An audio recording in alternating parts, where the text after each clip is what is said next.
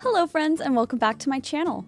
In today's video, I'll be showing you how to make Elsa's costume from Frozen 2. To start, I took this knit cotton jersey and draped the bodice on my dress form.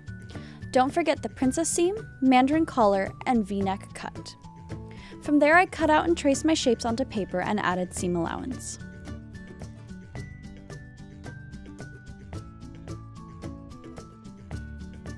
I made a mock-up in the same fabric using my favorite jacket sleeve pattern and assessed the fit.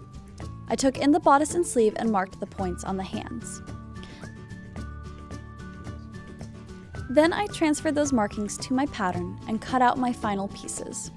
I serged everything together, added a circle skirt to the waist seam, and serged every edge with a tight serging.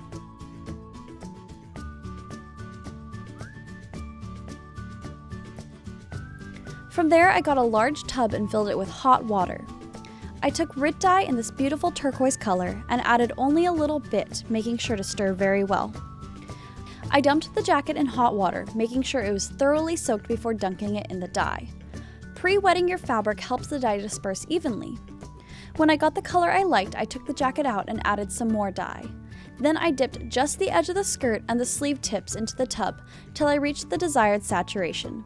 Remember, garments will look darker when wet than dry. While the jacket dried, I worked on the belt. I took 2 layers of medium weight canvas, folded in half to be half my waist circumference, plus an inch for overlap and seam allowance.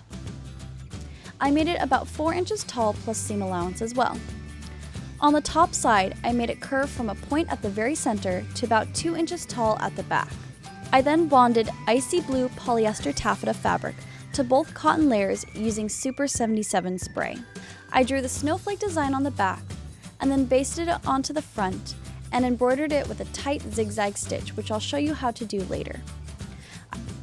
I then took sequins and beads and decked it out.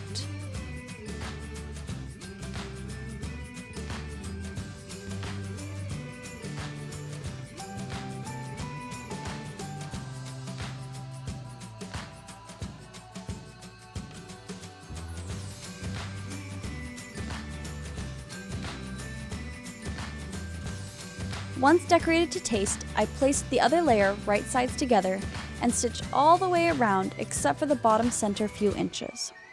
I clipped the curves and corners, turned the belt right side out, and ironed.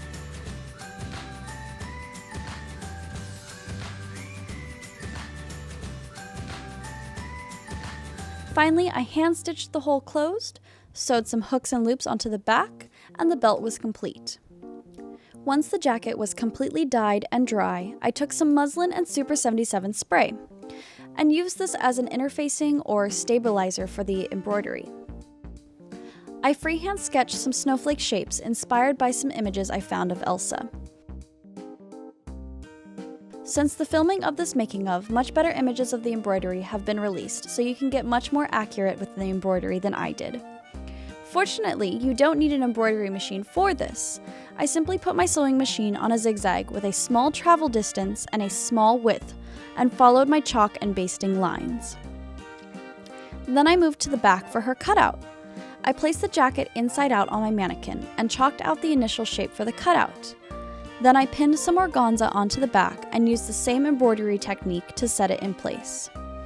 Next, I sprayed some Super 77 on more muslin and laid it on the inside. I chalked the large snowflake onto her back and once again zigzag embroidered that too. Once complete, I cut away the cotton, leaving the organza intact below.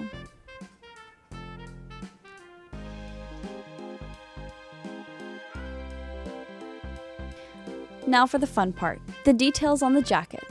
I took the iridescent sequins and sewed them all over the shoulders, back, and chest, as well as the sleeve cuffs using iridescent embroidery thread.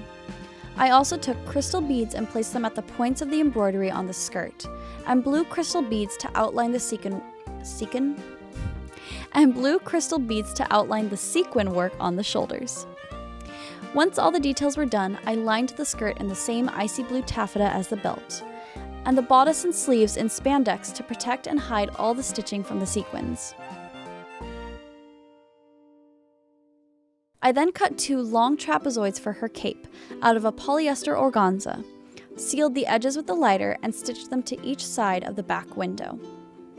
I have yet to find an underdress and legging fabric I'm happy with. When I do, I'll happily make a tutorial for it. Till then, put some icy blue or white leggings on and a shiny shirt under, and you're ready to discover the elements. Thank you guys so much for watching this video. If you found it helpful, then share it with your friends. And remember, cosplay is all about having fun.